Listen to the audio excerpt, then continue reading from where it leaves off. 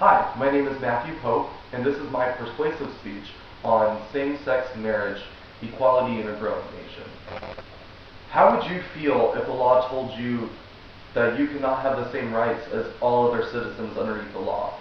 And how would you feel if you could not marry someone that you loved and lived with for many years of your life? Personally, as a gay male and living with my partner of 2 years, I can tell you that not having the choice to marry and be with someone I love does not feel too great. Hopefully through this speech, comparing and contrasting the ideas against same-sex marriage such as religion, presenting how same-sex couples cannot receive benefits that are contingent with marriage underneath the federal law, and ultimately saying how homosexuality is not a choice will persuade you to be active in this movement that is so prevalent in today's culture. According to the Huffington Post in 2011, there are approximately 4 million homosexuals in the United States, and it's growing every day. So at some point in your life, you're bound to be connected with someone of a different orientation. So having the facts and having an opinion will help you know what is right and what is just. Perhaps the biggest reason against same-sex marriage is religion. They say that it defiles the sanctity of marriage. According to Leviticus 20:13, if a man also lieth with mankind as he lieth with a woman, both of them have committed an abomination, they shall surely be put to death. Obviously, by this statement in the Bible, people with religious ties don't agree with homosexuals. They ultimately believe it is a sin. To go along with that, if homosexuality is a sin, then obviously same-sex marriage isn't right. Some say religion causes them to disagree, but I implore you to remember there is such a thing as separation of church and state. Religion should have nothing to do with this issue. It is simply about marriage as a legal contract between two consenting adults over finances and property, and the law should have no right in determining what two adults go into that contract. According to the Human Rights Campaign, there are about 1,140 rights and protections provided on the basis of marital status in the federal law. The Defense of Marriage Act only defines marriage as a legal union between one man and one woman. So obviously with this statement, it says that same-sex couples are not eligible for this approximately 1,000 rights. Included in these rights are Social Security benefits. Within those are the surviving child benefits and the surviving parent benefits. Ultimately, this isn't fair. Homosexuals are a part of this country. They pay their taxes, they're citizens, they should be equal underneath the law.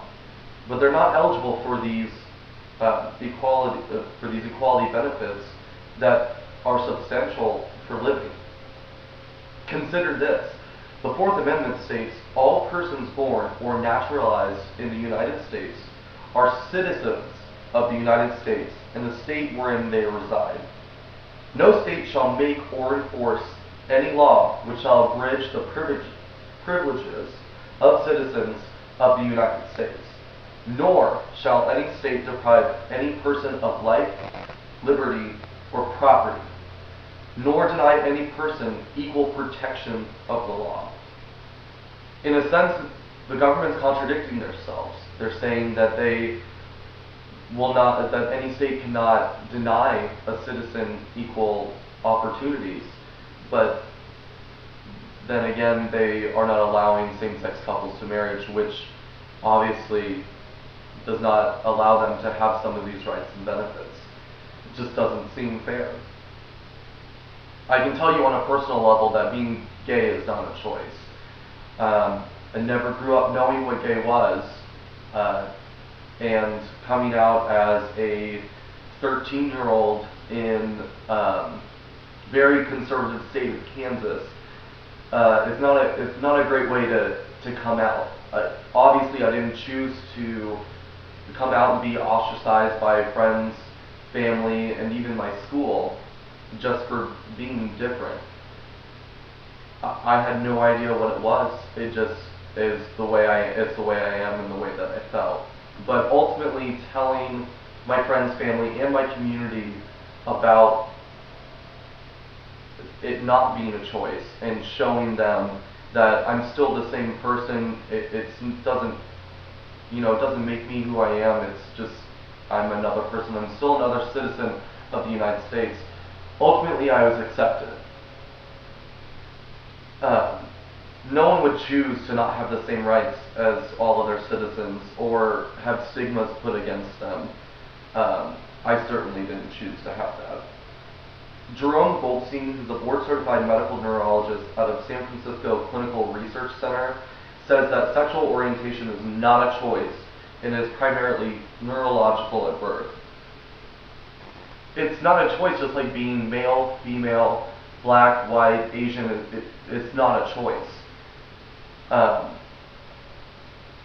So I don't know. There should be no reason why the law should not allow equality for something that isn't a choice to homosexuals.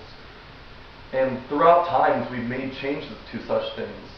African American women both been in positions such as this, and as a growing nation, we've changed equality. So is it not time to do the same thing again? In conclusion, it is up to us as a supporting nation to do what is right.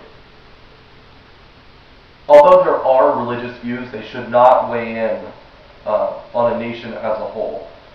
It's good. Religion is great for basing moral compasses, but there is such a thing as separation of church and state. This issue has to do solely with equality, and it's not defiling the sanctity of marriage. This action is a call to action to treat all citizens in the United States fairly. And because same-sex marriage is not legal, there are many rights and protections in federal law that are not offered the couple. What would happen if you had a significant other and shared finances, a family, property, and God forbid they leave this world and you can't receive those benefits that are provided for everyone else in this nation? They're very crucial to living for some families. So not having that right is just not fair. The Fourth Amendment, again, states no state shall make or enforce any law which shall abridge the privileges or immunities of citizens of the U.S. And as a growing nation, we need to change this. We need to make it legal and call to action for equality. Ultimately, being a homosexual is not a choice.